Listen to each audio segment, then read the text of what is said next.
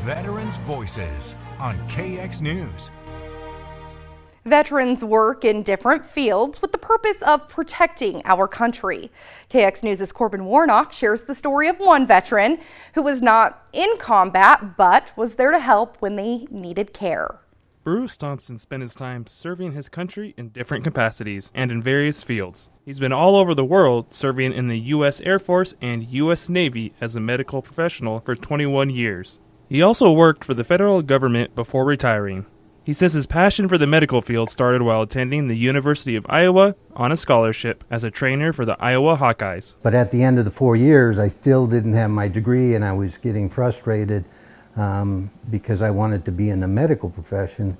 And so I enlisted in the Air Force because they had the physician assistant program at that time. In 1976, he enlisted, and in March of 1977, he reported for boot camp at Camp Lejeune. He got orders to head to Minot and started working at the old John Moses downtown, where the Job Corps is now, working in the emergency room. He was then transferred to the base, where he met his wife, Joyce. He went to the old Trinity School of Nursing, working part-time for the Old Lands Ambulance Service, which is no longer in town. 1979, I got orders to go to flight school, to be an air evac medic. After flight school, Thompson came back to Minot. It wasn't long after that the couple headed west, eventually to Clark Air Base in the Philippines. While there, he became a flight instructor and teacher. He also learned some life-saving measures.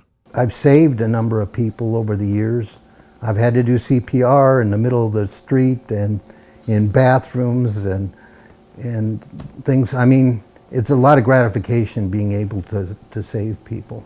Thompson says part of his job back then involved caring for critically injured patients. Well, as an air evac medic, we kind of had to be experts in everything. So we would do rotations to keep our skills fresh through the hospital. So we would work in respiratory therapy, we would work in the ICUs, we would work in the emergency room, of course, which was quite common, and just have to learn, because when you're at 30,000 feet, you're the only game in town. In 1988, he was commissioned to the Navy, where he worked as a medical service corps officer with no breaks in his time of service. He also taught at the School of Aerospace Medicine on the Brooks Air Force Base in Texas. I had silver wings with a star on them when I finally transferred into the Navy.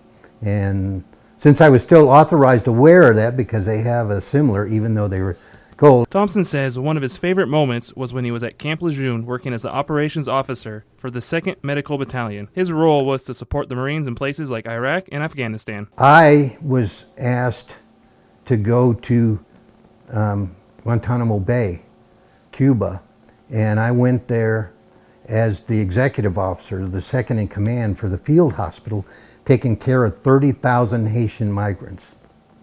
And so when I was down there, we saw everything, diseases that I'd only seen in medical books. And we took care of all these people. They made a makeshift hospital out of an old restaurant that had 2 ORs, and they even delivered around 30 babies. He saw leprosy, filariasis, which is like the elephantitis, when their legs or other extremities expand in size. After he retired from the military, he went to work for the federal government. Thompson says now that he's retired, he spends his days with his wife, 3 kids, and grandchild. He enjoys doing the simple things in life, like hunting, trapping, and fishing. Reporting for KX News, I'm Corbin Warnock. What a story. Despite his retirement, Thompson says he's still using his experience in emergency management in his position on the Ward County Emergency Council.